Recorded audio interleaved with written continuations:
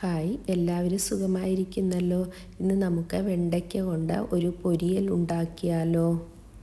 അതിനുവേണ്ടി വെണ്ടയ്ക്ക ഇതേപോലെ ചെറിയ പീസായി മുറിച്ചെടുക്കണം.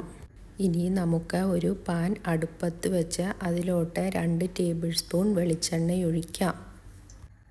എണ്ണ ചൂടായതിനു ശേഷം അതിലോട്ട് 1 ടീസ്പൂൺ കടുക് ഇടുക. കടുക് നന്നായി പൊട്ടിയതിന് ശേഷം അതിലോട്ട് ഒരു മീഡിയം സവോള ഇടുക. 4 പച്ചമുളക് ഇടുക. അതിനുശേഷം നന്നായി ഒന്ന് വഴറ്റുക. സവോള നന്നായി വഴന്നു വന്നിട്ടുണ്ട്. ഇതിലോട്ട് നമുക്ക് നേരത്തെ അരിഞ്ഞു വെച്ച വെണ്ടയ്ക്ക കഷ്ണം ഇടാം. ഇനി നമുക്കിതിലോട്ട് 1/4 ടീസ്പൂൺ മഞ്ഞൾപ്പൊടി, കുറച്ച് കരിവേപ്പില, ആവശ്യത്തിന് ഉപ്പ് എന്നിവ ചേർത്ത് നന്നായി ഒന്ന് ഇളക്കാം.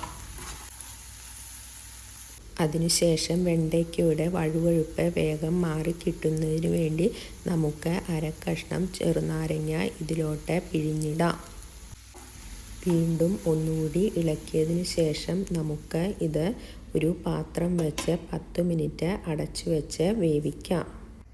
നമുക്കിത് തുറന്ന് നോക്കാം. വെണ്ടയ്ക്ക നന്നായി വെന്ത് വന്നിട്ടുണ്ട്. അതിലെ വഴുവഴുപ്പും നന്നായി മാറിയിട്ടുണ്ട്.